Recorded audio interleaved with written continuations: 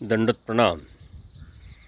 जीव ही एक प्रवृत्ती असते आणि ती प्रवृत्ती ओळखून आपण आपल्यामध्ये जो बदल केला किंवा करू शकतो, तो बदल हेच एक अध्यात्म आहे. ऊर्ध्वगतीचा बदल परमेश्वरापर्यंत जीवाला घेऊन जात असतो, कारण संत सामुग्री ही ऊर्ध्वगतीची असते. त्याला लागते ताकद. ती ताकद बौद्धिक, मानसिक आणि वैचारिक असायला पाहिजे. सर्वज्ञ श्रीचक्रप्रभू यावरती सुंदर असं तत्त्वज्ञान आपल्याला सांगतात की जीव आपण्याकडे करो आवडे तेची करी पाठी पुढील आवरी ठेवे.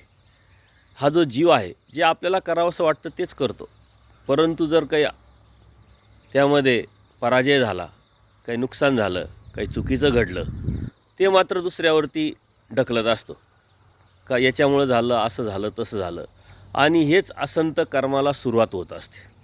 म्हणून आपली प्रवृत्ती आपण ओळखावी.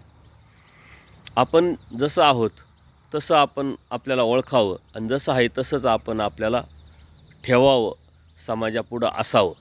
तरच आपण या असंत सामुग्रीतून, चुकीच्या कर्मातून बाहेर पडून चांगल्या कर्माकडे लागू आणि ते कर्म परमेश्वरापर्यंत आपल्याला घेऊन जाईल. ही आपली एक प्रवृत्ती आहे आणि ती समाजामध्ये फिरत असताना आपल्याला क्षणोक्षणी पावलोपावली दिसते. त्या प्रवृत्तीला आपण बोट ठेवतो, त्या प्रवृत्तीला आपण नाव ठेवतो, परंतु ती प्रवृत्ती आपली आहे का?